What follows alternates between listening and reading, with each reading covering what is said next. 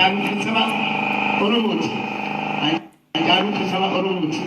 Achalu mo ila ya kerro. Ya karre. Nama Marina nama jata male. Nama Marina nama jata male. Nama Marina nama jata male. Mari punjere Achalu nama ni aman. Nama ni jala chus. Isi malisi. Dina Achalu tu begi ratageni. Maka wango kabul. Nan kabul. Kamu tu majal jalan itu, itu nano kerana kira tadi, anak nama oga surban kami syariti, cuma mana bawa taksi aja ko, motu matro sitik.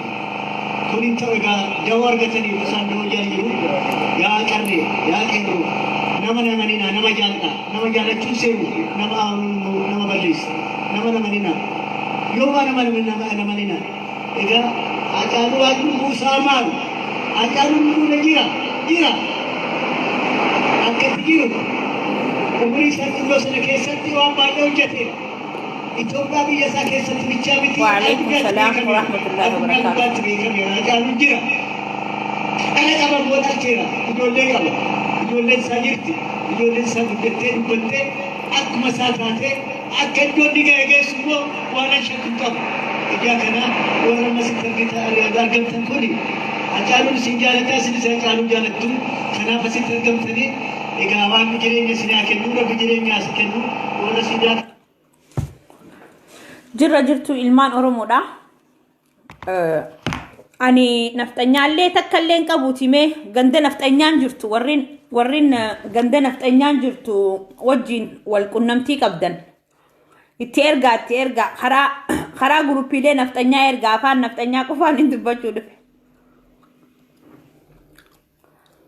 Dirqam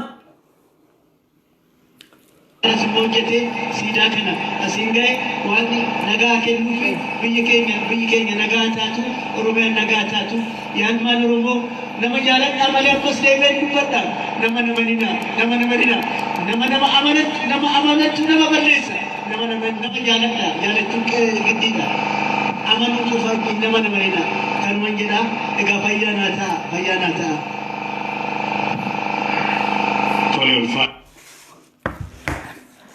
ሰላም ውድ እህቶቼና ወንድሞቼ የኦሮሞ ልጆች ውድ የኦሮሞ ልጆች የምወዳችሁ እማከብራችሁ የኦሮሞ ልጆች ትልቅ ክብር ያለኝ ለኦሮሞ ልጆች እንደዛውም ለመላው ለኢትዮጵያ ህዝብ ከአማራ የሚባሉት በትልቁ ስማቸው ከምናቃቸው ነፍጠኛ ከሚባሉት ማለት ነው ውጪ ሰላም ናችሁ ወይ ሰላማችሁ ባላችሁበት ይብዛልኝ ዛሬ ልል የመጣውበት ይሄንን ቋንቋ ማውራት እንኳን አልፈልግም ግን ድንጋይ ራሶች ቀፎዎች ግዴታ አማርኛ የሚባል ወህንም ነፍጠኛ ቋንቋ የሚባለውን መጻፍና ማንበብ ሳንፈልግ በራሳችን ቋንቋ በኦሮሞኛ ቋንቋዬ በጋላ ቋንቋ ማለት ነው በጋላ ቋንቋዬ በላቲን የሚባለው እየጻፍኩኝ ለስንቱ መልስ መስጠት በጣም ከብዶኛል በጣም አቅቶኛል ሰለችቶኛል ስለዚህ ዛሬ እናንተ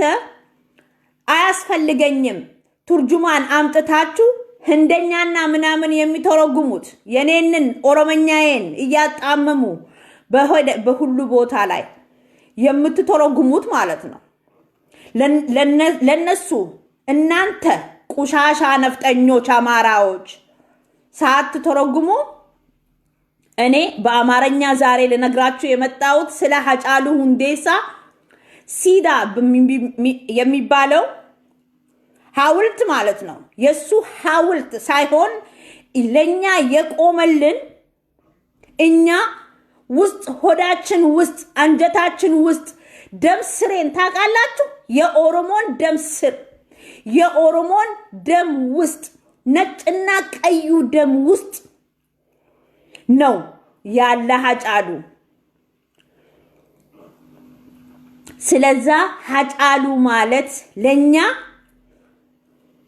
ትልቅ ነገር ነው ወደ ኮሜንታችሁ ወደምታወሩ ነገር ሳላልፍ እሱንን ለሱ ያለኝ አድናቆቴና ፍቅሬና ወዳጅነቴና አሁን ዛሬ አባቱ ትላንትና እንዳለ እሱ ቢሞትም ልጆች አለው። ልጅ ማለት መድኃኒት እንደሆነ አሁን እናውቃለን። ለምን ሁላችንም በደንብ አርግተን ነው የምናውቀው። ልጅ አለው ገና ምን የሱ ሐውልት እናንተን አቃጥሎ ገና ልታቃጥሉ ወይ ልታፈርሱ የምታስቡት አይደለም። መጥላቸዋለሁ ለመጣውበት ጉዳዩ ማለት ነው። ልጆቹን ስታዩ ምን ልትሉ ነው? ልክ የጀዋርን ልጅ ስታዩ አትደግ የእባብ ልጅ ስትሉ ነበረ። መላው የአማራ ህዝብ ማለት ነው። መላው የአማራ ህዝብ አማራ ማለት አዳምጡ። አማራ ማለት ነፍጠኞች ማለት ነው። እኔ እንደምለው አማራ ማለት ጎጃም ወይ ጎንደር ወይ ባህር ዳር ያለ ሳይሆን ኦሮሚያ ውስጥም የምትኖሩት ነፍጠኞች ናችሁ። ያው ኦሮሞ ህዝብ ወይንም ጋላ የሚባሉ ህዝብ ስለ እናንተ ነፍጠኛ እንደሆናችሁ አስረግጦ ስለማያውቁ ከናንተ ጋር ይኖራሉ። ስለዛ እኔ ኢፍራህ ምትባል ኢፍራህ አደሁንዳ አማራ መላው አማራ የሚባል ህዝብ ለኔ ነፍጠኛ እንደሆነ አስረግጬ ለናንተ ነግራቸዋለሁ። ስለዛ ዛሬ የመጣውበት ይሄንን ቋንቋ ልናገርበት የቻልኩበት ምክንያቱም እናንተ ድንጋይ ራስ ጥቁር ድንጋይ ውሃ ቢጨመርባችሁ ምትተፉ ማትውጡ ማለት ነው። ለዛ ብዬ ነው ዛሬ ለናንተ እውነቱን ለመናገር በአማርኛ የመጣውበት ምክንያት ይሄ ነው። ከኦሮምኛ ቋንቋ ቀጥሎ የማቀው ሶማሌኛ አደረኛ ይሄ ሁሉ ቋንቋ ብናገር ዲዳ ናችሁ። ኦሮምኛ እንኳን ትንሽ ትሰማላችሁ። ድንጋይ ራሶች ጥቁር ድንጋይ ማለት ይሄ ነው። ወደ መጣውበት ነገር ስገባ በነገራችን ላይ እስቲ ምንድነው የሃጫሉን ሐውልት እንደዚህ የሚያቃጥላችሁ? እስቲ ንገሩኝ። እስቲ የሃጫሉ ሁንዴሳ ሐውልት ማለት ነው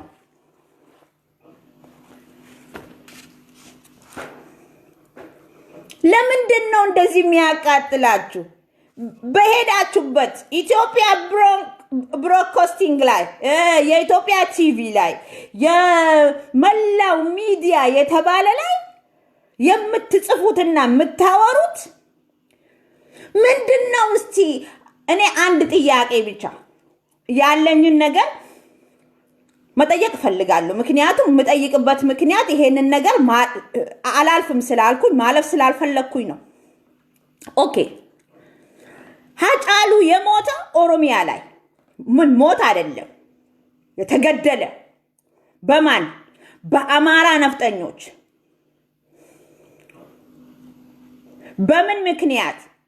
ገና እሱ ኢንተርቪው እንደተናገረ ዋጋ ትከፍላለህ ስትሉት በአፋችሁት ያላችሁት ነገር በተግባር ስለምታውሉ ኦሮሞ ወህንም ጋላዎች እናንተን አይሰሙም። እኔ ግን ለምን እንደምትሄዱ በደንብ አድርጌ አስቀድሜ ነው ማቀው።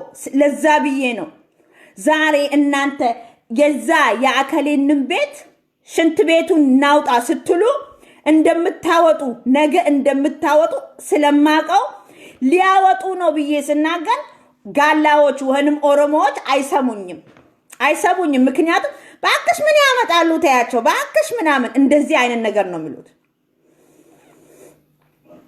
ጀዋርን መግደል ፈለጋችሁት፣ አልተሳካላችሁ።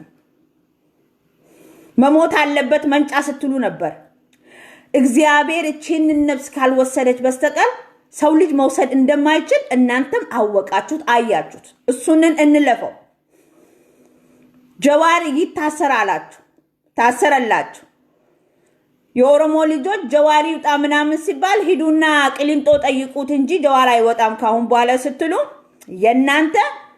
እናንተን የሚሰማ ከእናንተ ሴት ጋር የሚተኛ አልጋ ላይ ማለት ነው እሱ እውነት አረገላችሁና ቅሊንጦ አወረደላችሁ። የጀዋር ጭንቅላት ግን የዛሬን ቀን ብቻ ሳይሆን ለ2 ዓመት በፊት ገና በኋላ የሚመጣ ነገር እንደሚያስብበት በደንብ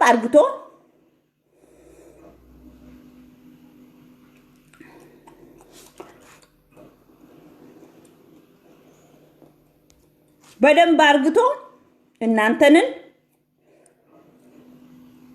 አሳያችሁ ምን አይነት ምሁር ሰው እንደሆነ አያችሁት ይሁን እስቲ ሀጫሉ የተገደለ ኦሮሚያ ላይ የተቀበረ ኦሮሚያ ላይ ሐውልት የቆመችለት ኦሮሚያ ላይ አሁን እስቲ እናንተ አምቦ ምትባል ከተማ ኦሮሚያ ምድር ላይ ሄዳችሁ ያንን ሐውልት ካላፈረሳችሁት የአማራ ልጅ ወንድ አይደለም አማራ የተባለ የሀጫሉ የአንድ ተራ አዝማሪ አንድ ቀን ስለ ኢትዮጵያ ዘፍኖ የማያቅ ይሄ ራሲስት ይሄ እንደዚህ የሱንን ሐውልት ካላፈረሳችሁ የሱንን ሐውልት ጊዜ መስጠት የለባችሁም የሱን ሐውልት እንደዚህ አርጉ የምትሉት አውና ቃለን ጉልበት አላችሁ በዚህ ሳላደንቃችሁ አላልፍም ምክንያቱም መሳሪያ ስላላችሁ ነው ጉልበት ያላችሁት እንጂ መሳሪያ ባይኖራችሁ ጉልበት አይደለም አርም የላችሁም ሽንትና አር ታቃላችሁ ሽንትና አር የላችሁም እራሳችሁ ላይ ተሸናላችሁ ምንድነው አማራ ማለት ከከተማ እኔ ከተወለድኩበትና ካደግኩበት ከተማ ከጀመርኩኝ አማራ ማለት እኮ በቃ እቺንን ትንሽ ሸረብ ምናምን መጠጡን ብቻ ጠጠጠጣ ምናምን ሲያረግ ብቻ ነው እኮ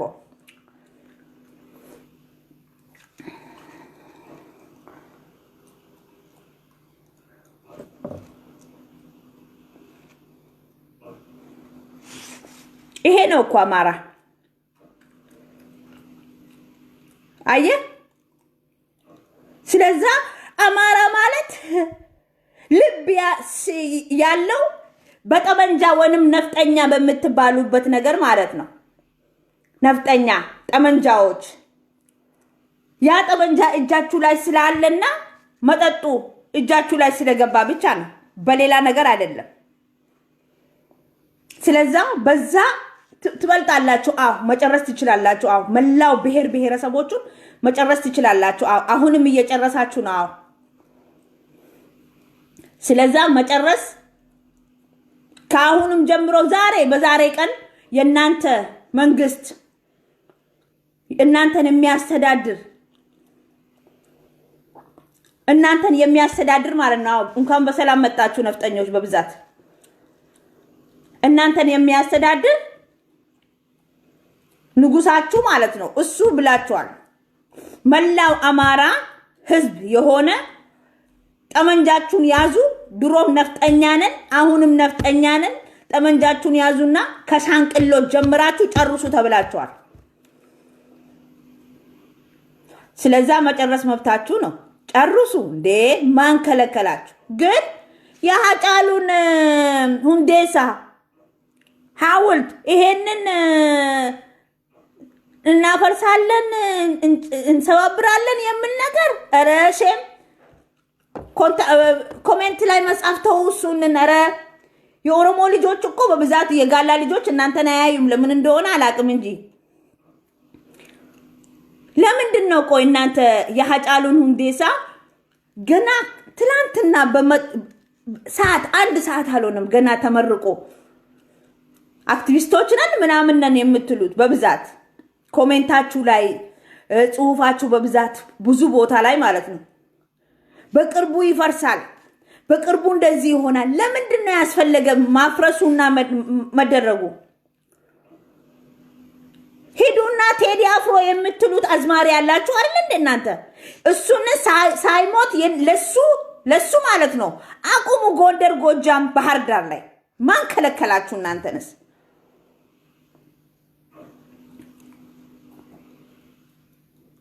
እስቲ ማን ነው የሚከለክላችሁ እናንተ እኮ እኔ መብት አላችሁ እዛ ሀገር ላይ ብዬ ስናገር እማቀው ነገር ላይ አንስቼ ነው የምናገረው። ለምሳሌ በትንሹ ልውሰድ።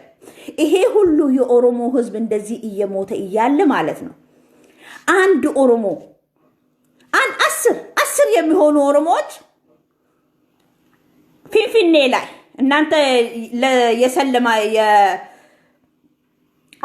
ያላችሁት አዲስ አበባ የምትሏት ማለት ነው እዛ ላይ ሰላማዊ ሰልፍ የሰላም ሰላማዊ ሰልፍ እንኳን ሲወጡ በድንጋይ እንደዛ ስትመቱ ነበር አይደል እንዴ?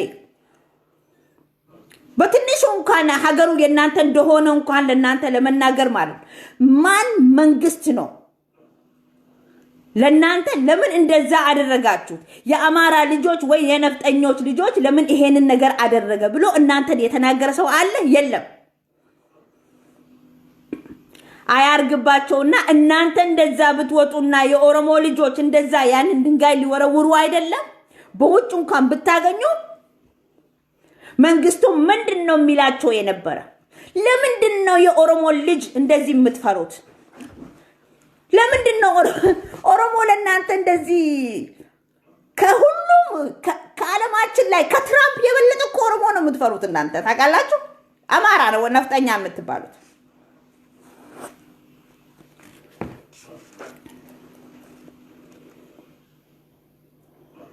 ገባችሁ?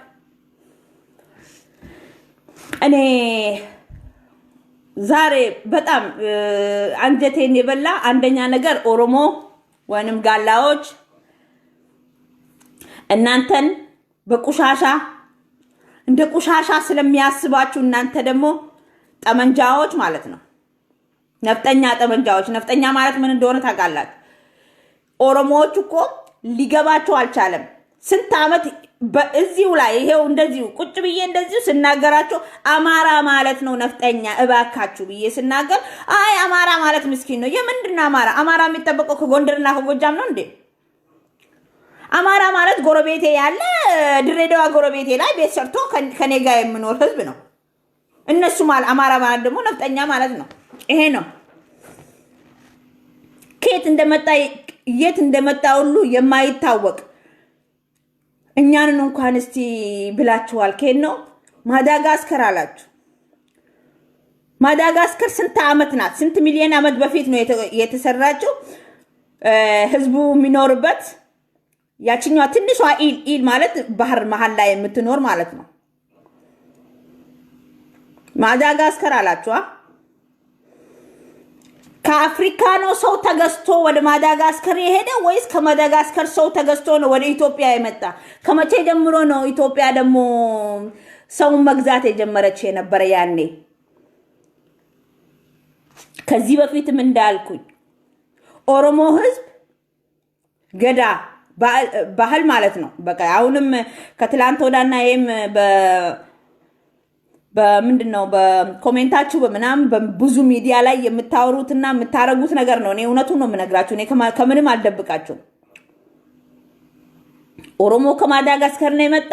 ኦሮሞ ደግሞ ወደ ኢጂፕትም ትወስዱናላችሁ። ከለራችሁ ወደ ኢጂፕት ይሄዳል እንዴ? እናምራለን ከናንተ። ለምን እኛ ቅቤ በልተን እዚህ ላይ ከሆዳችን ተርፎ እዚህ ላይ እንቀባለን፣ ከዚህም አልፎ እዛ ላይ እንቀባለን። ታውቃላችሁ? የምታቁት ሰላሙ ነው። ስለዛ የሃጫሉን ሁንዴሳ ሐውልት ማፍረስ እንደፈለጋችሁ አፍርሱ። ማንም የኦሮሞ ልጆች እናንተ ያፈረሳችሁት እያላችሁ እንኳን እንደዚህ በአይናችሁ እናንተን እያየ ለምን ድግምት አርግታችኋል? ኦሮሞ ህዝብ ላይ ድግምት ታውቃላችሁ? ይሄን የናንተ አንገታችሁ ላይ ምናምን እዚህ ፓንታችሁ ውስጥ ደባብቃችሁ የምትሄዱት ነገር ኢትዮጵያ ምድር ላይ ይሄ የምታረጉት ያኔ ማን ነው መለስ ዜና እንኳን በየከተማውና በየክልሉ እንዳለ አህያ የማይሰሩት ይሄ የማይሉት ሁሉም የኦሮሞ ልጆች ታውቃላችሁ። በመላ ኦሮሚያ ምድር ላይ ምንድነው ያለ? ፈረስ ዝም ብሎ የሚጓዝ ፈረሶች ነበሩ። ዝም ብሎ የሚጓዝ አህዮች ነበሩ። በየሰፈር በየክልል በየሁሉ ነገር መኪናም የማይመታቸው ሰው ምንም ነገር አገልግሎት የማይጠቀምባቸው ያ ሁሉ እንስሳዎች እንደዛ የሚጓዙት የነበረ ድግምት ያሰሩት ኦሮሚያ ላይ እንደዛ ያመጡበት ነው። ያንን ድግምት አሁን በአሁኑ ሰዓትም እናንተ ያንን ስለተነቃባችሁ አህያም ሆነ ፈረስም ሆነ ካሁን በኋላ ዘዴ መጣ መርፌ ተወቅቶ በሽታ ያመጣሉ ከመባላት ማለት ነው ስለሚጣለው ይሄ ስለሚደረገው ያንን ሁሉ አሁን እናንተ ቀይራችሁ ፓንታችሁ ውስጥ ምናምን እኔ አዳምጡ እኔ የአማራ ሙስሊሞች እኔን አትወክሉም እኔ ምንም አይመስለኝም ለኔ አማራ ነው ደግሞ ከሁሉ ከኋላ በኩል መታችሁ ከድሮም ጀምራችሁ አንቺ ሙስሊም አይደለሽም አንቺ ምናምን አይደለሽም ምናምን ምትዩ ኦሮሞ ስለሆንኩኝ አው ሙስሊም ኦሮሞ የለውም ዋቀይ ፈታ ነው ምን አገባሽ ዋቀይ ፈታና ገዳ ማለት ከስንት ሺህ ዓመት በፊት ነበረ ኢየሱስ ክርስቶስ ወህንም ሙሐመድ ሰለላሁ ዐለይሂ ወሰለም ኢሳ ነቢ ኢሳ ዐለይሂ ሰላም ሁለቱም የመጡት ከዛ በኋላ ነው ከዛ በፊት ማን ነበር ኦሮሞ ነበር ከማዳጋስከር ተገዝቶ ነው ያ ጊዜ ኦሮሞዎች ገዳን ይሄን ያደርጉ የነበሩ የናንተ አክቲቪስቶችና ታዋቂ ነን ምናምን የሚሉት ምንድነው ያላችሁት በቀደም በቴሌቪዥን ቀጥታ ሲተላለፍ ነበር አፋለኝ ብሎ እሱን ሲያወራ ነበር ኦሮሞ የሚባል ኦሮሚያ ላይ ሰፍሮኔ የመጣ ነው ያላችሁት አው ሰፍሮኔ የመጣ ስትሉ ነበር በኮሜንት ከሱ ስር ሼር አድርግቻለሁ አለኔ ውስጥ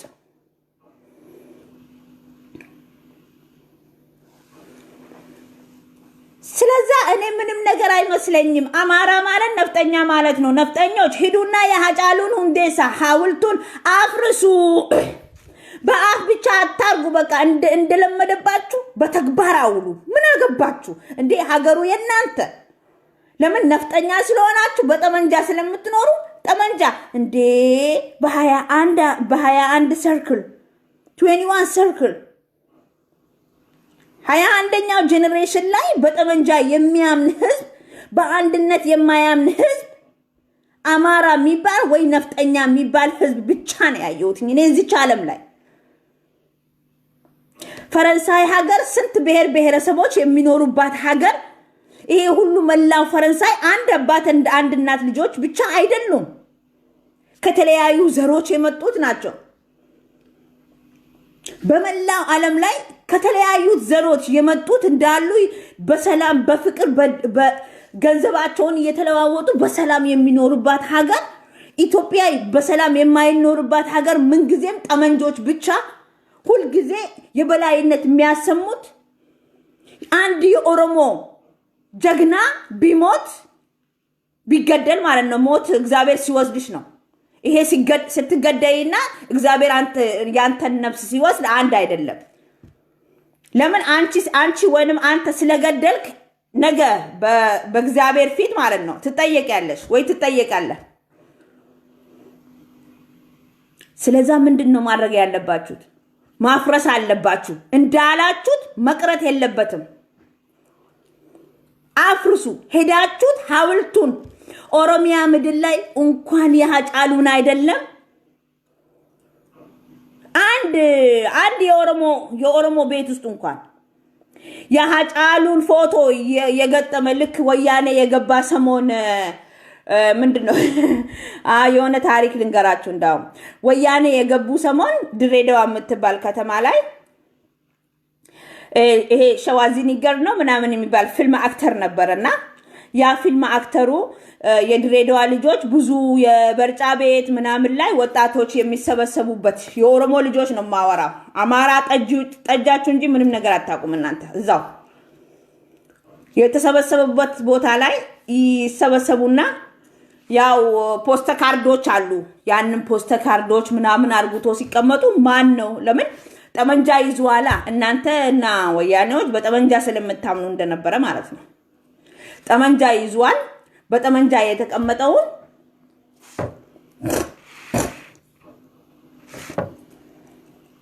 በጠመንጃ እንደዛ ሲቀመጡ ወያኔዎች ቲፒኤልኤፍ ማለት ነው ሲገቡ ልክ ይገቡና ብቻ ይሄንን ያያሉ ፎቶዎቹን ያያሉ ልክ ፎቶዎቹን ሳዩ እነዚህ ወጣቶቹን ይቀጠቅጣሉ ምን ብሎ ይሄንን ሰውዬ አምጡ ገባች? ይሄንን ሰውዬ ይሄ እዚህ ላይ የተሰቀለ ሰውዬ ጠመንጃ ይዟል። ከነ ጠመንጃው ካላመጣችሁ ተብሎ እንደዛ ይቀጠቀጣሉ።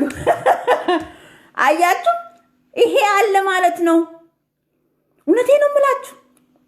እናንተም እንደዛ የሀጫሉን ፎቶ ያ አሁን በአሁኑ ሰዓት እንኳን የጀዋርን ፎቶ ለብሶ እኮ የጀዋርን ፎቶ ሆነ የኦሮሞን የኦነግን የምትሉት የባንዲራው ማለት ነው የኦሮሞ ንጹህ ኦሮሞ ባንዲራ ማለት ነው እሱን ለብሶ የሚሄድ ሰው በአሁኑ ሰዓት እንኳን መቀጥቀጥ አይደለም እየተገደለ ነው። ማን ነው የሚገድለው? አማራዎች። አማራ ማን ነው? ነፍጠኛ ማለት ነው። ነፍጠኛ ምን ማለት ነው? ጠመንጃ ማለት ነው። ስለዛ እናንተ ዛሬ ጉልበት አላችሁ። በዚህ በእናንተ ጉልበት ሄዳችሁ ያንን ሐውልትም ልክ የኦሮሚያ ክልል ውስጥ በብዛት የኦሮሚያ ክልል የዳንዲ ማልጃኒ ነፋን ነፍጠኛት ዳንዲ ጀቹን ስትሬት ማለት ነው። የሀጫሉ ስትሬት፣ የጃልመሮ ስትሬት፣ የጀዋር መሐመድ ስትሬት ታብሎ የቆመው ማለት ነው። ያንን ሁሉ እንደዛ ስታፈርሱ ኦሮሞ ተመልሰን ነገ እናቆማለን የሚባል ጭንቅላታቸው ውስጥ ስላለ ማለት ነው። በዛ ምክንያት በቃ ችላ አርግቶ እናንተ እንደዛ ቀዳዳችሁት። የኦሮሞን የነዲን ገመዳ የጀዋር መሐመድ እንደዛ ስታደርጉ ዝም የተባላችሁት የኦሮሞ ምድር ላይ እኮ ነው። ትንሽ ሼም የላችሁም ወይ እናንተ ህዝቦች? ምንድነው አማራ ማለት? አማራ ማለት ምን አይነት ድንጋይ ህዝብ እንደሆነ እኮ ነው ያልገባኝ። አማራ ማለት በጣም ድንጋይ ህዝብ ናችሁ። ለምንድነው ልክ እስቲ ሌላ ነገር አይደለም። እስቲ ሃሁ መማሩ እንደዚህ እናንተ ድንጋይ ራስ ጭንቅላታችሁን እንደዚህ የሚያረግ ከሆነ ሃውን አስቀይሩትና እስቲ ወደ ኤቢሲዲ እና ወደ አባጫ የሚባለውን አንብቡ እስቲ። ወይንም እስቲ መድኃኒት ሊኖራችሁ ይችላል እዛ ውስጥ አባጫ ውስጥ አባጫ ዳ ብሎ ኦሮሞዎች ላቲን የምንማረው ማለት ነው። እዛ ውስጥ ለእናንተ መድኃኒት ሊኖር ይችላል። እስቲ ይሄን ጭንቅላታችሁን ትንሽ ክፍት የሚያደርግ ጥሩ ነገር እስቲ ለእናንተ እዛ ውስጥ ሊኖር ይችላል። እስቲ እንደዚህ ለእናንተ ጭንቅላታችሁን ደደብ የሚያደርግ እኔ እኮ ሳስቦ አሁንማ በእናንተ ምክንያት ፌስቡክንም ልተው ነው እተውላችኋለሁ። ምክንያቱም ምንድነው ከልባችን ድርቅ የሚያደርገው እንዴ? ከደደብ ጠመንጃ ህዝብ ጋር በቃ በጠመንጃ ብቻ። ፌስቡክ ጠመንጃ አይደለም፣ ፌስቡክ ቦምብ አይደለም፣ ፌስቡክ ጥይት አይደለም። በእናታችሁ በቃ እናንተ ለምንድነው ጭንቅላታችሁ ጠመንጃ ብቻ ላይ ነው? ጥይት ቦምብና ይሄ ላይ ብቻ ነው። ስለዛ ፌስቡክንም ለእናንተ መተው። ግን እኔ እንደ ኦሮሞዎች ወይ ጋላዎች እኔ እናንተን እንደዚህ አይነሱ ምን ያመጣሉ ተብሎ እናንተ ለምታደርጉት ነገር ያላችሁትን ነገር ተመልሳችሁ እንደምታረጉ ስለማክ ዝም አልላችሁም። በዚህ ዝም አልላችሁም። ግን ፌስቡክ ላይ መልስ አልሰጣችሁም። ካሁን በኋላ ደግሞ እኮ ታግ ታረጋላችሁ እኔ ላይ በቃ የሆነ ነገር ስለ ኦሮሞ የሆነ ነገር የሚወራ ነገር ታግ ምንድነው? ታግ ደግሞ አቁሙልኝ። እኔ ታግ አልፈልግም። ለምን ነው ታግ እኔ ላይ የምታደርጉት? እኔ አልፈልግም። ታግ አታርጉ። ስለ ነፍጠኛ ነገር የሚወራ እኔ ላይ ታግ አታርጉ። አልፈልግም። ከቻላችሁ እናንተ እዛው በጠመንጃ ሆኑ እንዴ። ምንድነው? ምን አገባኝ?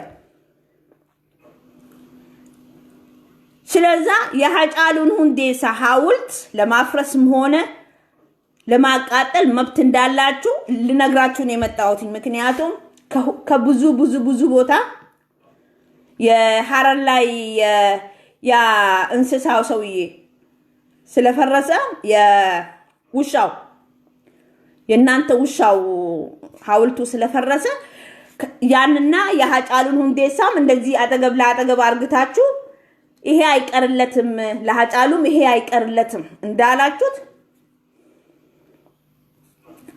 እስከ ዛሬ ድረስ ለነገሩ ምን አገባችሁ እናንተ? አላሳያችሁም። ኦሮሞ ጉልበቱን አላሳያችሁም። እናንተ ልናገር የምፈልግ ለመላው ኦሮሞ ህዝብ አማራ ወህንም ነፍጠኛ የሚባሉት ጉልበት እንጂ ነጋ ሂንበርባደን ሰላም አይፈልጉም። Oromoo dhaggeeffadhaa waan inni isiniin jiru. Jarri kuni humna malee hin beekan nagaan beekan keessattuu wanni niin dubbachuu barbaadu. Ilmaan maali warra hayyootan beektootaa fi maal warra televizyiinaa fi gara hundaan dhufu kana agartanimi. Ummata kana yoo dandeessan gorsa hoggayyuutu hiriira nagayaa waa hundi nagayaa waa hunda nagayaa kan jedhu kana dhaabachuu qaba. Oromoon nagayni isiidhaa kan dhufu xamanjaa yoo qabaatte akka ummata xamanjaa kana qofa. Ni dandeessaa humna qabdaa. Waan biraatii miti billoo mana keessatti obboleeyyan kee isaan itti fayyadadhu yoo xamanjaas dhorkatanillee. Isaanii wajjin ammoo nagayaan jiraanna Amaara yookaan nafxanyaa wajjin nagayaan jiraanna kan jedhu immoo kan ofirraa jala kutaa. Billeenin isaanii wajjin የሰላም ሰልፍ ምናምን إفراية أوه أكم نجاي قبل فيادا نجاي الحمد لله. فقولي بقول دبتة ترتيبر واي وروما خن يرو مليون دبتشو ترتيبر نبيتا مالف نت إلمانو مخينيا تلومو جراملي جرامني نجار كن نتكلم نجرو هريرا بان كان الرتي أروما نوريجي دوم تجرتي در خينيا دومي جرا شمران أروما تسلومني جران سيقلتي فقولي بقول جتين جرت هرك كلان ديمنا كلا وانت كنت هنا لقاخيت أمان تنلي التيمي ونيت دبر ستو في المان وروما وندافو أمني نفتنيا إلمان ورمو ولا فرافته بربادن جيلي فكاتني نسينانيتي هريا فكاتني أولا فكاتني نسينانيتي جولي تنيا بساسو جران هريوان ساني ورجون قدة تنيس هاوان ساني تلي نقسمت ورخنيا بساسو جراني من قدة تنيا أدو ينفي نكجرانيت إلمان ورمو خام منيدا خان دوي جرا ورنو تبين مالي ورنو تنبيخي ميك أنتمي تجرا لفتين يا خيستي خبجا دبني مالتو خبجا ندوركي كلها حركة كلها دي موساني تو خبجا إنسان دوركي مليون شان مال تو خبجا تقولي هيدن نوان قبني في خبجا حركتان سيقل تيمي أمتا خان أكا غارت تيمي يو سيداقي يعني المان رومو خانت تيمي أمتا خان نوتو افتوفتي سجارة با قدا ججرة نفت أنياهم ناملي بيتين خيسا يمباتو جارة با قدا رب رامتا قدو في سيقلتي أمنا خن نجي عن بيتين يا خيسا نورا ينبهن لفرا نفتني لفتن يقبت ملي نورا تيم أن أورمو تنتيمي تيميتين دد ببيتي يوسي داقي التهمي تكا منرا دقوغا موتان هنگا دوتي منا ساني سينتو إيقتاني أمنا خمينا هيمي مي أمتاكا مساني مبينتاني أما تجباشان تمغزي نمبوان أورمون irraa duutee malee takka Oromootu nama kana ajjeese takka dhageessee ni beektaa? Mee dhageessee yaa Ifraa? Mee yaa Ifraa dhageessee mee Acaaluutu du'e Jawaarri gaddalelin Jawaarri saqqalelin Acaaluu mootaa Acaaluu Hundeessaa gaddaljaniiti odoo torbaan lama hin ga'in Acaaluu Hundeessaa ajjeesan. Acaaluu awwaallataniiti daawun torbaan lama janii ol garagalanii mana taa'u jiran uummanni kun. Haya mee maal abdannamee jawaarfaanni bahammoo hin bahanii hayyoonni Oromoo sun dhiironni bahammoo lubbuu isaanii maal abdannee taa'u jiran mee maal abdatanii ilmaan Oromoo kun taa'u jiran mee maal abdatamee waastinaa maal qabamee uummanni kun mee maaliif duraanuu jaanii jiran odoo uummanni kun hundin Oromoon guyyaa 15 qofaaf iyyiteeti sun booda ustee teessii jiran jechuudha ja'aniitu hojiin dalaguu jiran yoo kasi dhagayan taate itti dubbadhu rabbi siif haa laaffisu yaa Ifraa. Amin galatoom. Nageetti yaa Ifraa. Galatoom. Nageetti Oromootti himuudhaaf yoo dhugaa barbaadan Oromoo wayin arraan tana qofa ani hoggumaan dura liiv waan jedhu kana gizeen eegalee bara dhengaddaa dura jechuudha amma talamaaf hin deema. Kana hunda yeroon haasa'u jiru kana hundaa'u yoomiin guyyaa takka irraachi qabeetis beeka irraayis as qabee beeka akkuma isaan dubbatanitti hin dubbachuu jira. Akka Oromoon mataan isiitilleen anatti dhufteetiti yaa micii yookanan jaan ollaa wajji galla nuti. Amaara ati nafxanyaa jechuun jirtuun kana nuti ollaa wajji galla. Maarree warri naan jechuu turees ilaa haga arraan tanaatitti eenyu oromoo teenyaami kan biraatii miti bar saba biraa bar akkaan itti firraa dhoorkuu jira firraa dhoorkee hambisee bar firraan sabni biraa takkallee maaliif waan isaan na barbaadaniin itti deebi'ani nan rabsanii nin arrabsa hojiidhaan nagarsiisanii hojiin isaan garsiisan na bira wantiin hin jirtu anummaan arkitamtuuni guruppii isaanii meeqaantam keessaan maqaa amaaraatiin jiraan maqaa amaaraatiin guruppii isaanii meeqa keessa jira guruppiilee isaanii kana keessatti garuu arra wanni haasawamu jiru qanuun bichaan min xabbiqaa ijoo jiran siidaarraa jalqabii ajjeechaarraa jalqabii hogguun ani gamanaan dhufee yaa ilmaan abaluu yaa ilmaan akkanaa ta'aa dhaabbadhaa wanna kana akkanaa miti nuti ilmaan oromoo wal dhagayuu qabnu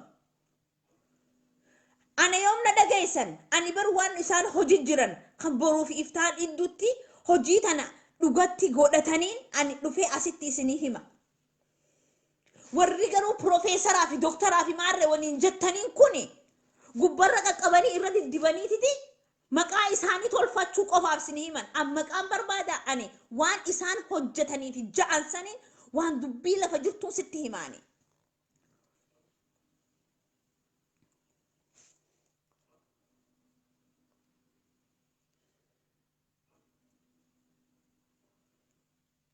marzii nyaadhuwi ati dubartii miti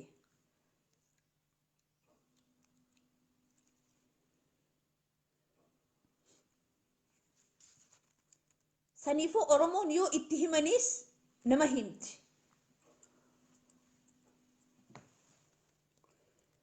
ani gama kiyyaan abbaa fedhe irraa hin sodaadhu an dhugaa saniin isinii himu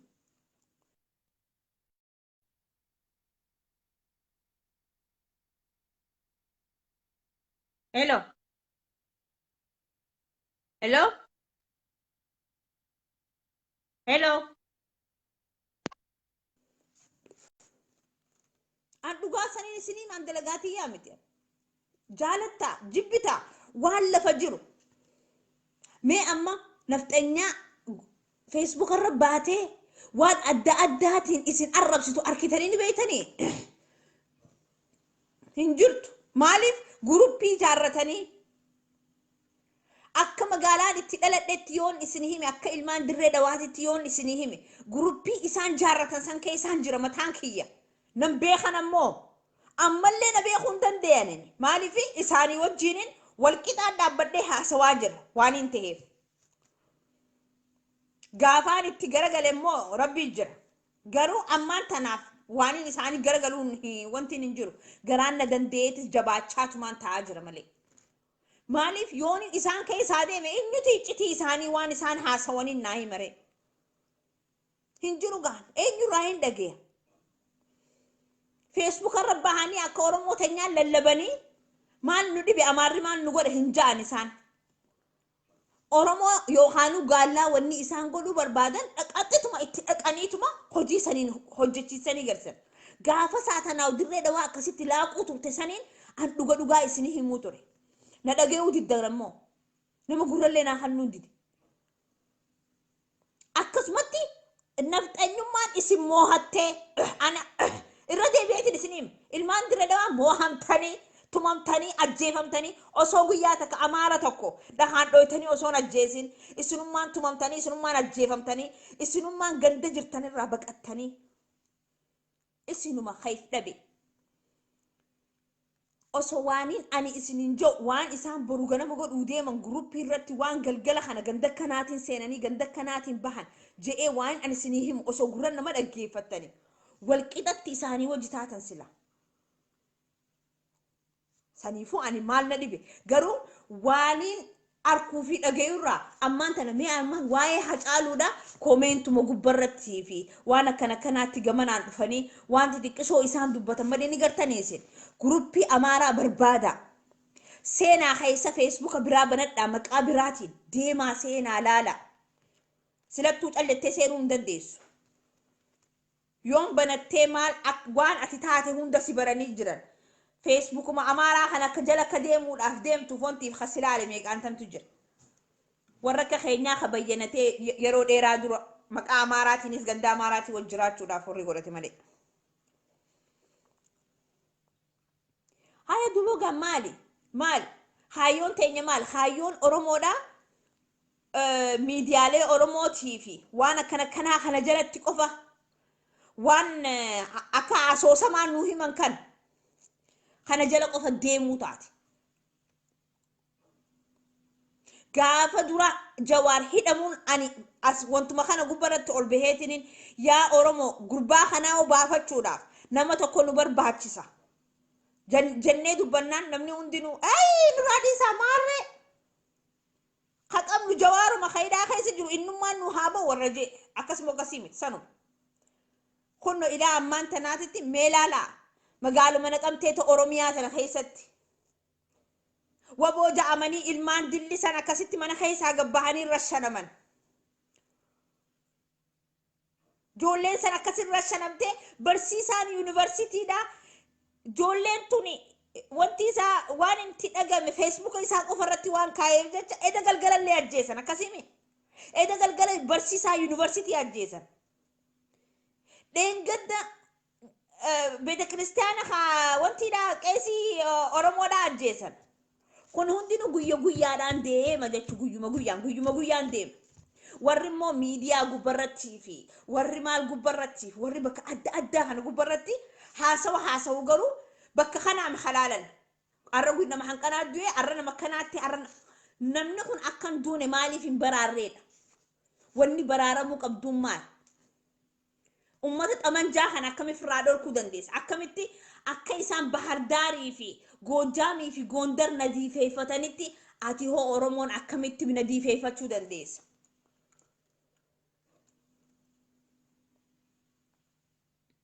Maali wanni si dhorku? Isaanii wajji olla galtaa bara jechuun Amaaraa wajji. Ummata Amaaraa haja'amu kanaa wajji.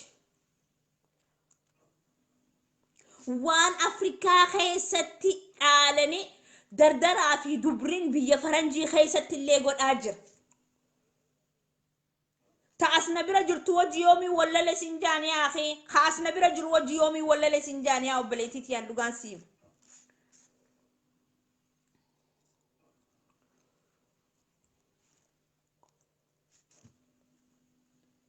Fakkeenyaaf anuma asumatti ammaan tana tiyyaan takkaan na bira ollaa galaa isiisanii wajjiiniin hulii bakka harka dadha'uu fi maalis isuma wajjiiniin waa'ee Oromoo koon dazii moota way Oromooleen hanqanaa dhume way Oromoon akkanaa dhume je'eetiniin itti haasawa. Aizosh ምንም ችግር የለም ፖለቲካ ነው በር ሁኒኒ ደብራበር ማረን አንጀት ጀቹ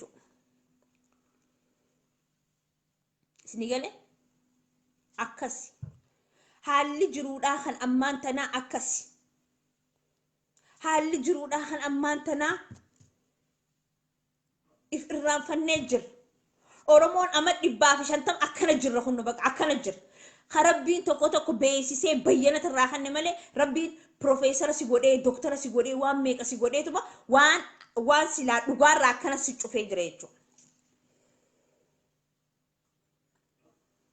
ني جالتو جبتو اني اكا خيتي اكا افراح تكات جالتو جبتو امارا وجين جرينين امارا وجي صاحبمان امارا وجي اولمان نمبر باتشو خلين جوف Gondar fudheet yani Gojaam fudheet yani Matakkal fudheet yani Bahardar fudheet yani Finfinnuma keessa ganda tokko fudheet yani Oromoon ammoo nageenyuma siin jetti nageenyi hin jiru ani arraa miti kan hin jiru Oromoodhaaf nageenyi hin jiru ama 100% nageenyi hin jiru nagaya janneetuma gadi galoo taanee haala jiru gadiitti jiraachaa jirra jechuudha.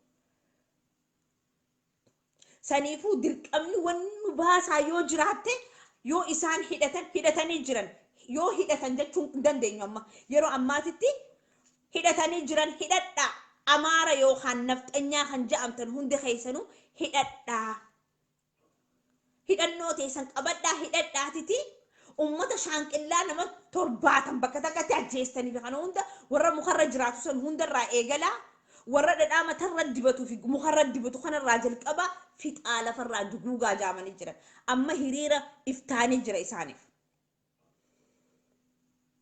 ما دبين كيسا بيهون سنين خوني وان ميديا رتس قبه جر هريرين إفتان قويا أربعة واللون كيسي نفني يومي أس واللولين تلهون دينو مقالا واللو تلهون دينو تأمارا كتاتي أنا قالوا دي مالي في سرنا وياني خيساس تأماران ترخا أمارا في أورمو جامتي تري مالي أكا أمان تناتي أمارا قفن جامني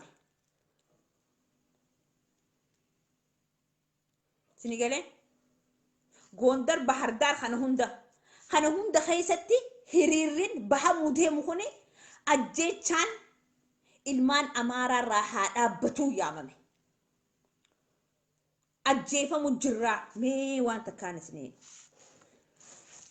yaa nama dhakaa gurraacha irratti bishaan naquutiti isinumaaniin jaammaa sira deebi'e warrin isaan sila jala deemanii hordofan kanneen jira maqaa isaaniillee kaasuun barbaadu maggaanyaa maal warra jaamanii jira gurbaa tokko ammaas oromummaan yuutuubii isaa guddistee fi waa hunda isaa godhanii fi ol kaasan kanaa jira warra ummata nafxanyaa kana amaara jechuu amaara anaaf nafxanyu maa gaayis ni galu gun nafxanyaa jo amaara jechuu dirqama aannan kun adiidha yoo isiniin ja'a malee isiniin galtu isin galee sanifu isaan kuni wanni maxxansaa turan Facebook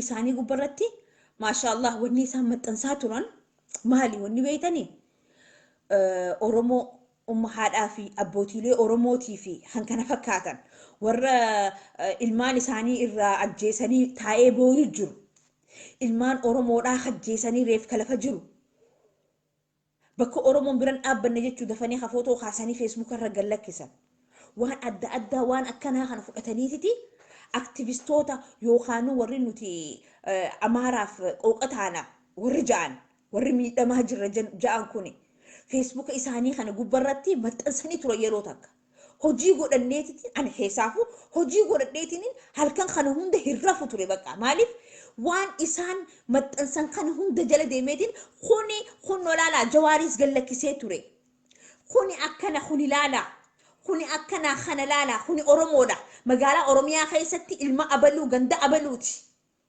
guyyaa akkanaa sa'a akkanaatti nafxanyaa yookaan amaaraa ajjeese hajannee haasisisne hedduutu jira fakkeenya fudhadhaa ayyoo fi aabboo tokko mana irra gubanii muka gubbaarra tatta'anii warra booyuu ture haadhaa fi abbaan amaaraa akkana booyu jira ja'anii gofandii itti bananii Oromootu ajjeesee shaneetu ajjeesee shan isaan hin bulchini shaneetu ajjeesee kunnooti ummanni amaaraa keenya shanii teenya ama Oromoon lafarraa nu fixu jirti haa ja'aniiti bakka takkaa wal kaasanii dirree dhawaarraa jalqabanii haga gamanaa walloodhaan gama oliitiin haga ilmaan Tigraay xarafaarratti asin gamanaan haga Soomaaliyaa xarafaarratti itti gama kana hundaan itti wal jaaranii teessoon isaanii beeta kiristaana keessa jee isinitti himee ani arraantan dubbadhee boru edanu galgala warreen gabbahee beeta kiristaana keessa dhokatanii hogguu wanni takka jeequmsi tokko dirree dhawaa keessa jiru ilmaan namaa ajjeesanii ilmaan Oromoo kana reefka lafa guuranii ka warra biraa deemu gartaniimi akkasi bar wanniin isinii himu jiru kanaa baran eenyuun nu dhagee beeka eenyuun na dhagee beeta kiristaana keessa achumatti qoonqoon godhamtee fi dubruma hiriyaati yaatanii ani beeku dirree dhawaa keessatti guruppiin awwajja haasa'u keessatti naga misirin saraallan naga shuroon saraallan naga minaamin saraallan waliin jechaa kaniin argaa jiru ani kaniin isaan argaa jiru waliin haasawaa jiru dhugumatti isaan shuroo saniif waan san godhanii ganama makiinaa takka dabaruu deemaa makiinaa laandu kruuzar guddoo nyaata fuuteeti ijoollee saatanaaf bakki isiin baatuun ganda akkanaa akkana jee an dubbannaan dantaadha jettanii warri gurra xuqqaallatanii dabartanii ganduma keessaa nyaanni dalagamee fi deemuus meeqaan tam argineemi. Duba gaa haga yoomiiti yoo gaan dhaguma gurraacha gubbarratti hoggayyuu dhahaa bishaan gannaqu taate namni hundinuu akkuma nama hundaatti firraa gruupiilee amaaraa tagaraan gubduus firraa cuccufeetiin firraa walii gallakkiseetiin keessaa bahee jiru mataa kiyyaatiin jiraadha maali duba achi wanni achi haa wanni hin jirtu haa maaltu jira. Oromoo bayyanadhu Amaara jechuun nafxanyaa jechuudha tana siifin himu. Amaara jechuun siidaa hacaaluudhaa tan kanuma dhaabbatte san diiguuf deemti.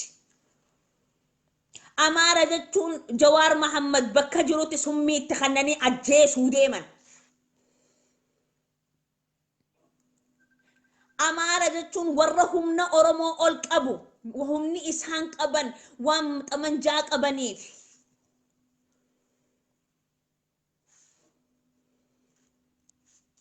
Xamanjaa waan qabaniif Amaara jechuun humna qaban bakka hanqana beek fudhu kana liqimsi.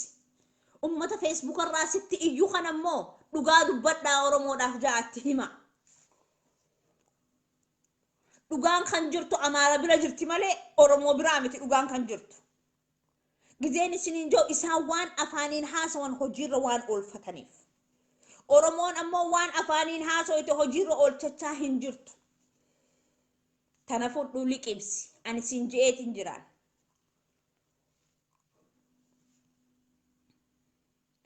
Gaafa Jawaar Mahammad akkanatti itti seenanii dhawanii akkana godhan ja'anii gaafa dubbatan alliiba ol baheetiin gadii jiraachuun ooluliif xiyyeessan maal je'eetiin dubbadhe ture. Yaa Jawaar Mahammad yeroon ati biyya tana galte takka shawwadamtee galtee jirta garuu yeroo silaa galan yeroo tanaa miti waa hedduu gana ajjechaa kee kana booda waa hedduu boodarra jira. Yaa Jawaar Mahammad namni saba fiitiif dubbatu tokko waan hamtuu itti deema. Je'ee allii bira dubbannaan way gurup komentummaan gaafa sanna kannamte moo. Nadhoof je'ee asii deema. Oromoof dhalaadhaaf je'eetti biyyaa baha. Waan Oromoon taate baha taha. Guyyaa takka akkanuma namni tokko mee yookaan Jawaar Mahammad ijaan halaalu ta'e ni garsiisna. Humna teenya arkan. Mana inni itti hidhamu dhiisiiti. Makiinaa inni deemu jiruun gubna. Alla komentiin akkannamte. Mee ijoolleen gaafas akkas jechuu turtan Jawaar Mahammad baatee afurii baramma eegamana hidhaa jiru. Eessa jirtan mee? Warri gaafas akkasitti iyyee an akkasitti arrabaan. Suuraa Jawaarra kaayettanii akkaan Jawaar jibbuu takkatti hafarsitanii. Eessa jirtan mee arra? Hai deemaa haa hogguu inni makiinaa saniin deemu jiranii makiinaa jettan san gubaati keessaa baasaa haa. Manni hidhaa inni jiru san dhakumaamii fi dhakuma namni diigee keessaa seenuu danda'uumi. Deemaa godhaa hawaasan. Oromoon akka humna hin qabne tanaafin isinii Amaaraa humna qabaa. Mee arra isin dhiira yoo taatan magaalaa Oromiyaa guutuu keessatti Amaarri hiriira isinirra bahuu deema. Amaarri isin arkitan. Isaan Gondarii fi Gojjaan Bahardaar haa himatanii malee bakki isaan itti bahuu ta'an magaalaan isaan itti dhumu jirra ja'anii itti bahuu sii ta'an dhugaa seenaa galmeessuu deemte Amaarri. Amaarri seenaa galmeessachuu deema. Gaafa san laal Amaara wanni jaalala baandiraa isaanii akkanatti isinirratti labalabaniititi isiniif seenan laal. Finfinnee laal akkana dachii sossoosaniititi. CNN fi Aljazeeraa fi kana hundaan Amaarri dhumu jira je'ee qooqa mataa isaanii gallakkisachuu deeman. Kan dhumu jirummaa Oromoo. Maal goonaree? Keenya dhakaa gubbarratti bishaan naqu taasi dubbiin. Waan takka godhuu hin dandeenyu.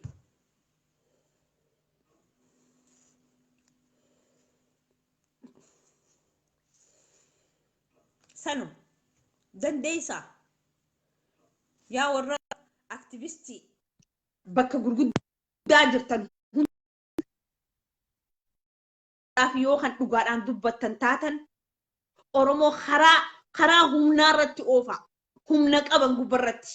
Humna keessanii fayyadadhaa. Nageenyi haa dhaabbatu. Wanni nagayaan deemu hin jiru ja'an. Hello. Hello. Hello. Hin jiru ja'an. Nagayaan wanni sossoonu hin jiru. Sossooyinsi nagayaanuma hin jirre. Sossooyinsa humnaati. Itoophiyaan humna barbaaddi.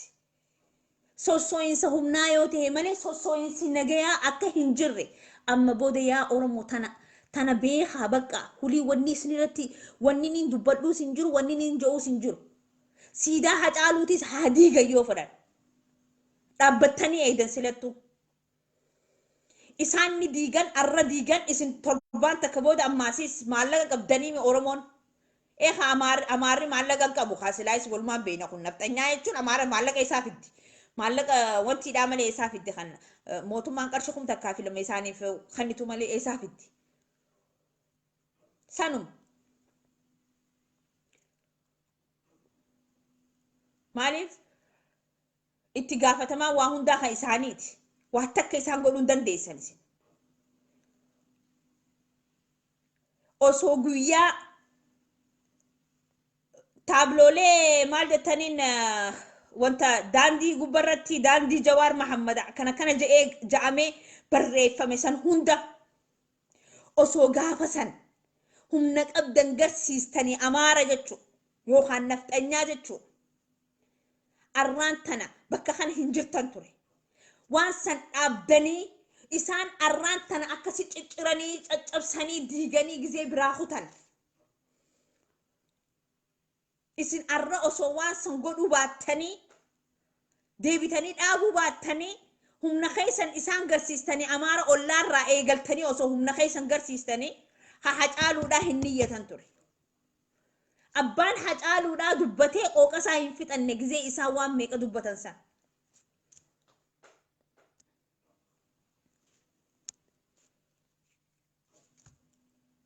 Maali duba kaayyoon teenya maali? Wanni nuti barbaannu kaayyoo teenya sanii dhabe. Warri kun qabnu. Hello. Hello. Hello.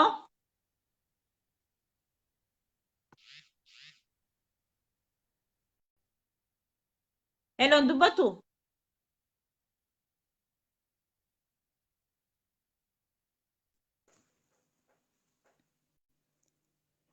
Saniifuu nama nuun deemu waan hin qabaanne jecha dirqama isin wanni keessan godhatan kaayyoon teessan arraani haasawa ilmaan sharmuxannaa paartiitii wajjin qabu. Sharmuxannaa paartiin anaaf guddaa faadhise. Deemaa dura mootummaa keessan gargaarfadhaa. Mootummaa isin akkana iyyuu jirtaniif kana. Miira lamaa hin qabu. Addunyaan itti garagaltee jirti. Addunyaa miti. Tigreen ollaa isiidhaa itti garagaltee jirti. Humniin inni qabu. Warri sharmuxannaa paartiidhaan dhageeffadhaa waan takka wanni isiniin jiran. Warri sharmuxannaa paartii akka jirtanitti mootiin keessan mootiin torbaffaadhaa keessan kuni humna dhabee jira humna godhaaf ta biyya Arabaa jirtuu fi ta biyya Ameerikaa fi hunda jirtan hundi keessan maallaqa walii qabaasite akkaawwantii isaa guutaaf ziiroo maarshii bahee jira kiyyaan keessan humni isaa Oromoo qofarratti Amaaraan sanyii Oromoodhaa anaa wajjin akka feetan godhaati garuu ummata sanyii xiqqishoo tana fixaa jee jiran tokko jaa lammaffaadhaa Oromoo hin dandeewu. Oromoo hin dandeewu.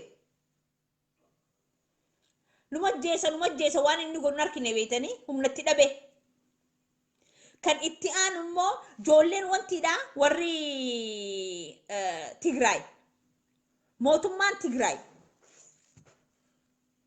Gibira silaa inni irraa fudhatee isaan haadesan isiniif hin kan nu jeesan dhugatti fuula duratti as bahanii dubbatanii jiran nuti gibira keetis hin barbaannu maaliifi amma biitinuu mootummaa hin qabdu saniifuu nuti waanuma gibira biyya teenya irraa guurrannuun if jiraachisnaa jechuun amboota maal jechuudha. Dhumte jechuudha bar Oromiyaa Tigraay keessatti mootummaan hin jiru mootummaa mataa isaanii godhatanii jiranii baandiraa mataa isaanii dhaabbatanii sanboota Oromiyaa Itoophiyaa irraa bahanii jiran jechuudha. Biitiin takka gibira biyya takka san wajjin sheer gootee yoo hin jiraanne wanni wajjin jiraattu hin jiru jechuudha adda bahuu isiiti.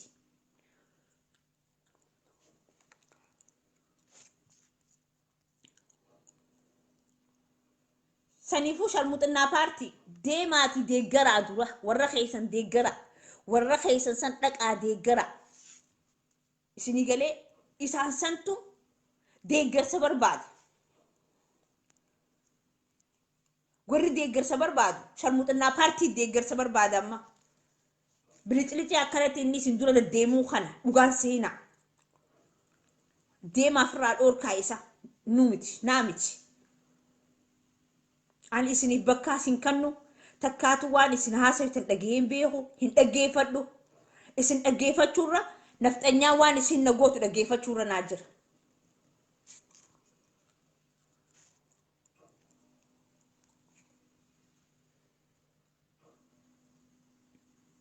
Yaanni kiyya kana. Hello. Hello. Salam alaikum. Waalaikum salam. Akka mina gaafa yaa qabdan tala Oromoo. Jirra. Wallahi alhamdulillah idis ga waan bareedaadha. Waan bareedaa osoo jirtaati akka gaariitti itti fufi gaa waan jettu maashaallahi. Galatoom. Wallahi galatoom atis waan bareedu irra jirtaati itti jiraadhu sirraa hin deebi'a. Takko galatoom yaa'ee. Namoota tokko jira gisee karaa liif kanarratti gamanaas dhufan dhiqqashoo qaafatu.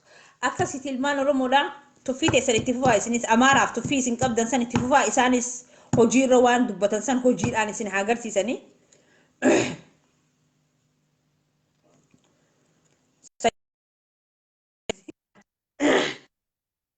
Hello. Salam alaikum. Waalaikum salam.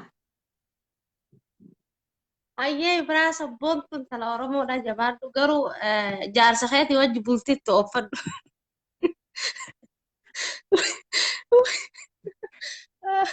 Laali awwaanis hin jiru. Laa waa'ee Oromoo guutumatti keessaa bahi maaliif isin jedhani beektaa?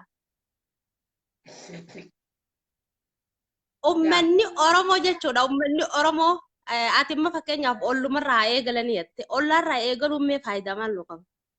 Uummanni Oromoo yoo bilisoomu taate gara gartee jaalmarroo qaceelee bakkuma jiru jaalmarroo ta'ee hidhatee uummata nafxanyaa itti waliigalee irraa kaasuu qaba malee ollarraa nama ajjeesuun nama bilisoomsatu. Saniifuu ati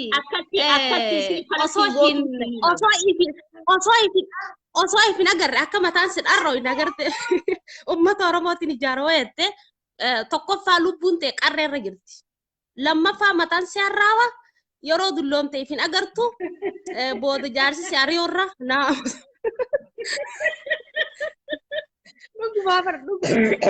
wallahi uummata Oromootiin qarree irra jirtaa jaarsa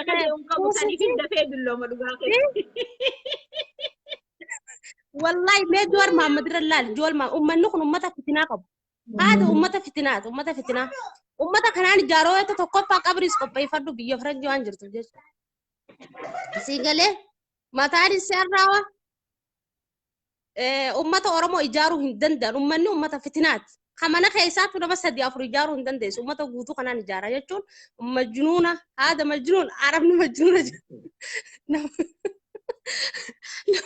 Arabni nama akka kana majnuuna jaa waa'ee qabsoo anamma amma booda waa'ee qabsoo nan naqa duraanillee ni dubbadha ummata ollaarraa ummata Amaaraa ajjeesnaa ummanni Oromoo yoo ummata Amaaraa irraa ajjeesuu barbaade waliigalee tokko tahee guruupii takka irratti argamee paartii takka qabatee qawwee hidhachuu qaba dhugaa rabbi yoo kana hin ta'in ati nagaa ambultii teettee uffadha oktiti yaa way yoo akkas hin ta'in ammoo qabris qopheeffadhu biyya faranjii waan jirtuuf jecha rifeensinis yeroo si addaatu hin agartu ummata Oromoo ijaaruuf ummata Oromoo lubbuu kannu yoo rabbii jecha gartee nama muslimaa rabbii jecha ummata Oromooti lubbuu kannite malee warri biyyaatis ummata Oromooti jecha lubbuu kannu hin qabu wallaahi ummata ajaa'ibaati ummata fitinaa qabu.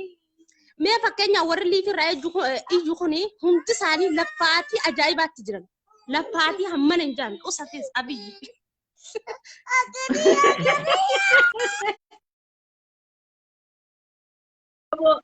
Dem nageetti naa ture.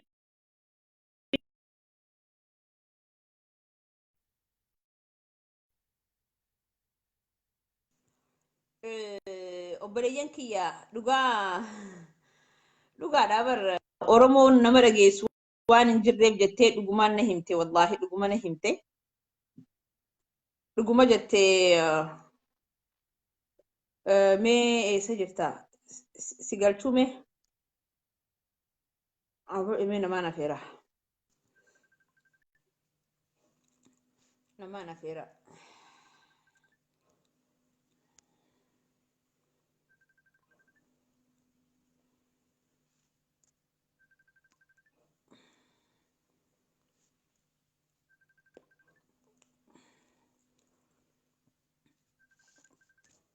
Mee sin afeeraa bilbila mee bilbiluu dhiisee guutaa sin afeeraa.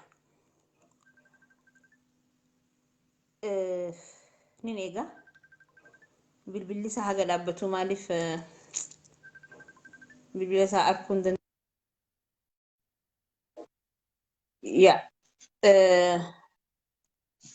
Sin afeeraati mee kootu seeni mee yaada asirra qabdu naaf hanni mee Naziir Nuuraa mee takka naaf barreessi mee Naziir keenya.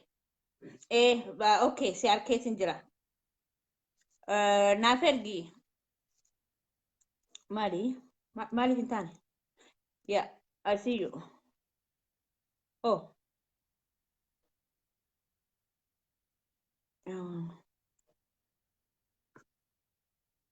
Goodness.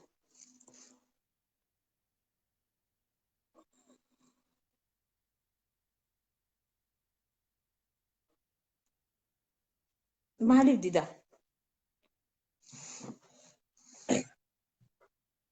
Sitti ergaatiin jira garuu na didee. Why?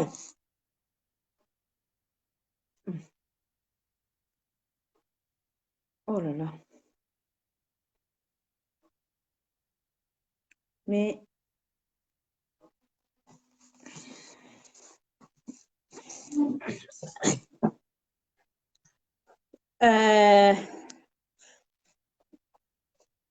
nadide maal akka ta'e hin beekne laakiin bakka biraa gizeen ergu ni deema.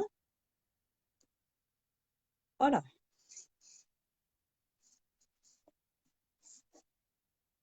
Hin danda'u siif ergu nadide.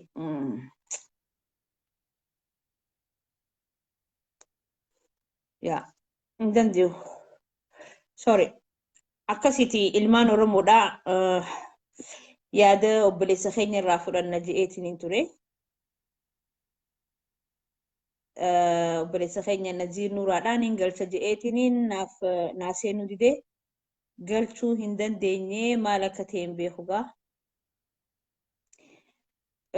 Saniifuu obboleeyyan kiyya dhaggeeffadha.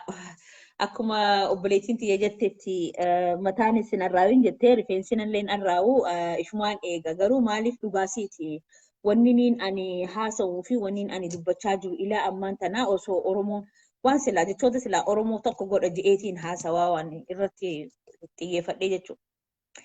Haa ta'uu waa hundaafuu ilmaan Oromoodhaa kan biyya keessa jirtan dubbiin tun talaallatu an nama biyya alaa keessa jiruu fi miti. Haasawniin ani haasa'u kan biyya keessa jiru warri biyya keessa jiru rabbii ja'aatiti if qabachiisa haallitti if qabachiistan ija teessan diimtuu yoo garsiistan qofa amaara wanni biraa takka hin jirtu. Rabbiis ni wajji haa ta'u wannin ilmaan Oromoodhaa takka ni godha je'ee yaaduu dandeenyu fi kaniin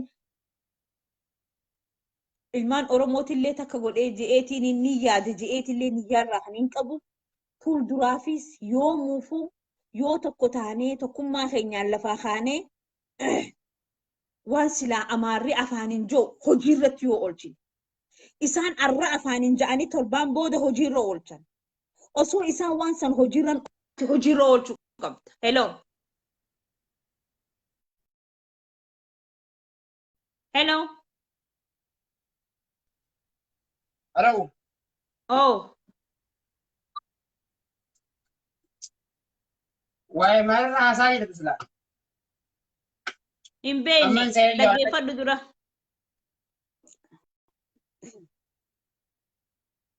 Akkasii obboleeyyan kiyya hunda keessanuu isiniin jaaladhaa, hedduun isin kabajaa, ilmaan Oromoodhaa. Ani waanin jechuu barbaaduu fi waanin dhiisu sirriitti hin beeka, ilma namaatii miti kanatti himu, tolcheetiin beeka, waanin haasa'uu barbaadu, haasawa kiyyanatu beeka. Waan nadhageemu, waanin hudduudubaan arku meeqaan tamtu jira santu garaa na guba. Waanin silaa Oromoo irratti hojjetamuu deemu hedduu kaniin beeku, kaniin gabbaheen haasawine waa hedduutu jira. Saniifuu saba keessaniif qooqa tahaa akkuma taabloolee hayyootan keenyaa hunda akka cicciranitti boru ganama ammaasis deemanii osoo isaan hin cirre, osoo isaan siidaa san halkaniin deemanii hin jiisne poolisoonnii fi militarii wanni ja'ame warri Itoophiyaa keessa jira. Ijoolleen Amaaraa uummata warra beekanirraa uffata isaanii fudhatanii uffatanii deemaniiti maqaa kana itti fayyadamaniiti wanna kana diiguu ta'anii deemaati wanna kana cinaa dhaabbadhaa eeggadhaan isiniin ja'a. Waan fedhallee ta'u Oromoo maallaqa ni qabdan ni goota waan san irra deebistanii ni jaartan. Isin irra deebistanii ni jaartan akka jaartanis ni beeyna. Maaliif Oromoo maallaqa qabdanee? Garuu wanni kun hamtuun osoo dura hin dhufne waan nafxanyaa yookaan amaarri jiru yoo dhageessan waan san isaan dura hojiirra oolcha. Kanuma kaniin isiniin jiru. Akkasii obboleeyyan kiyya nagayaan naa tura nama hedduu baay'ee jira kan ergee jiru hin galchu maaliif yoo rabbi ijoollit deebina dadhabeetiin jira gaakoo beeytanitti ulfaan garaa qabaa. Waanuma garaa kiyya keessatti Oromummaa na teessisuu diddee kanaatu asumatti na fidee na haasisa malee yeroo silaa kaniin silaa liivirratti ol bahillee haasa'u miti. Inshaallah walitti deebina nagayaan naa tura.